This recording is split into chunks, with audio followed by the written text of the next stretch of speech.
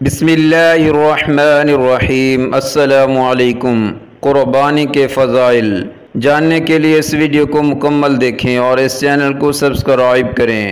عید الاضحیٰ کے دن جانور کی قربانی رب تعالیٰ کو سب سے محبوب عمل ہے۔ یہی وجہ ہے کہ جناب رسول کریم صلی اللہ علیہ وسلم نے ہجرت کے بعد ہر سال اہتمام کے ساتھ قربانی فرمائی، کبھی بھی اسے ترک نہ کیا۔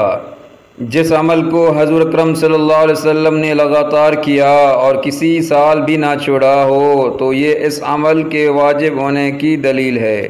آپ صلی اللہ علیہ وسلم نے استطاعت کے باوجود قربانی نہ کرنے والوں پر شدید وعید ارشاد فرمائی ہے۔ احادیث مبارکہ میں بہت سی وعیدیں ملتی ہیں، مثلاً آپ کا ارشاد ہے کہ جو قربانی نہ کرے وہ ہماری عیدگاہ میں نہ آئے۔ قرآن کریم میں بعض آیات سے بھی قربانی کے وجوب ثابت ہیں۔ احادیث مبارکہ میں قربانی کے بڑے فضائل بیان کیے گئے ہیں۔ حضرت زید بن ارقم سے روایت ہے کہ وہ کہتے ہیں کہ صحابہ کرام رضی اللہ عنہ نے آپ صلی اللہ علیہ وسلم سے عرض کیا کہ یہ قربانیاں کیا ہیں؟ آپ صلی اللہ علیہ وسلم نے فرمایا، قربانی تمہارے باپ ابراہیم علیہ السلام کی سنت ہے۔ صحابہ کرام نے پوچھا، ہمارے لیے اس میں کیا ثواب ہے؟ آپ صلی اللہ علیہ وسلم نے فرمایا، ایک بال کے عوض ایک نیکی ہے۔ اون کے متعلق فرمایا، اس کے ایک ایک بال کے عوض بھی ایک نیکی ہے۔ ام المؤمنین حضرت عائشہ صدیقہ رضی اللہ عنہا فرماتی ہیں، جناب رسول کریم صلی اللہ علیہ وسلم نے ارشاد فرمایا، قربانی کے دن اس سے زیادہ کوئی عمل محبوب نہیں۔ قیامت کے دن قربانی کا جانور سنگوں، بالوں، کھروں کے ساتھ لایا جائے گا اور خون کے زمین پر گرنے سے پہلے رب تعالیٰ کے یہاں قبولیت کے سند لے لیتا ہے، اس لیے تم قربانی خوش دلی سے کرو۔ حضرت ابن عباس رضی اللہ عنہ فرماتے ہیں، قربانی سے زیادہ کوئی دوسرا عمل نہیں علیہ کے رشتہ دار کا پاس کیا جائے۔ حضرت ابن عمر رضی اللہ عنہ سے روایت ہے کہ رسول کریم صلی اللہ علیہ وسلم نے مدینہ منورہ میں 10 سال قیام فرمایا اور اس عرصے قیام میں آپ مسلسل قربانی فرماتے تھے۔ حضرت علی رضی اللہ عنہ سے روایت ہے کہ رسول اکرم صلی اللہ علیہ وسلم نے اپنی صاحبزادی فاطمہ الزہرا رضی اللہ عنہ سے ارشاد فرمایا، اے فاطمہ، جاؤ اپنی قربانی پر حاضری دو، کیونکہ اس کے خون سے جوں ہی پہلا قطرہ گرے گا تمہارے سارے گناہ معاف ہو جائیں گے۔ نیز وہ جانور قیامت کے دن اپنے خون اور گوشت کے ساتھ لایا جائے گا اور پھر اسے 70 گنا باری کر کے تمہارے میزان میں رکھا جائے گا۔ حضرت ابو سعید خدری رضی اللہ عنہ نے عرض کیا، یا رسول اللہ، کیا یہ فضیلت آل محمد صلی اللہ علیہ وسلم کے ساتھ خاص ہے یا آل محمد اور تمام مسلمانوں کے لیے عام ہے؟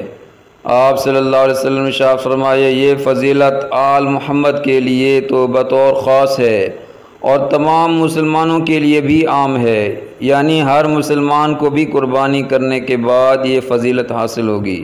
حضور اکرم صلی اللہ علیہ وسلم بذات خود نماز عید الاضحیٰ سے فراغت کے بعد قربانی فرماتے تھے۔ آپ صلی اللہ علیہ وسلم کی قربانی کرنے کا ذکر حدیث کی ہر مشہور و معروف کتاب میں ہے۔ آپ نے نہ صرف اپنی طرف سے بلکہ اپنے گھر والوں اور امت مسلمہ کے ان احباب کی طرف سے بھی قربانی کرتے تھے جو قربانی نہیں کر سکتے تھے۔ حضور اکرم صلی اللہ علیہ وسلم نے حجۃ الوداع کے موقع پر قربانی کے ایام میں 100 اونٹوں کی قربانی دی۔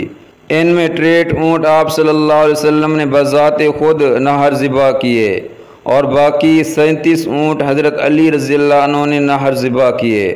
حضرت جابر رضی اللہ عنہ فرماتے ہیں کہ نبی اکرم صلی اللہ علیہ وسلم نے عید الاضحیٰ کے دن سنگوں والے دمبے دار خسی 2 مینڈے ذبح کیے۔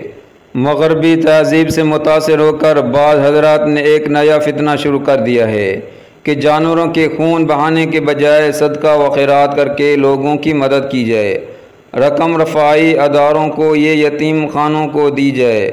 اس میں کوئی شک و شبہ نہیں کہ اسلام نے زکوٰۃ کے علاوہ وہ صدقہ خیرات کے ذریعے غریبوں کی مدد کی بہت ترغیب دی ہے، مگر قربانی حضرت ابراہیم علیہ السلام کے اس عظیم الشان کارنامہ کی یادگار ہے جس میں انہوں نے اپنے لاقتے جگر کو ذبح کرنے کے لیے لٹا دیا تھا اور حضرت اسماعیل علیہ السلام نے بلا چو و چرا حکم الہی کے سامنے سر تسلیم خم کر کے ذبح ہونے کے لیے اپنی گردن پیش کر دی تھی، مگر رب تعالیٰ نے اپنا فضل فرما کر جنت سے مینڈا بھیج دیا۔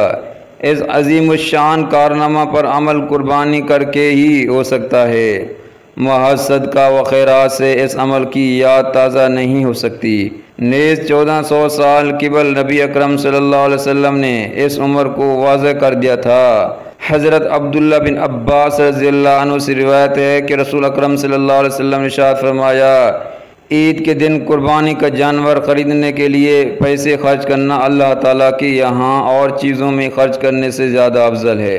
قربانی کا مقصد محض غریبوں کی مدد کرنا نہیں ہے جو صدقہ و خیرات سے پورا ہو جائے، بلکہ قربانی میں مقصود جانور کا خون بہانا، یہ عبادت اس خاص طریقے سے ادا ہوگی۔ محض صدقہ و خیرات کرنے سے یہ عبادت ادا نہ ہوگی۔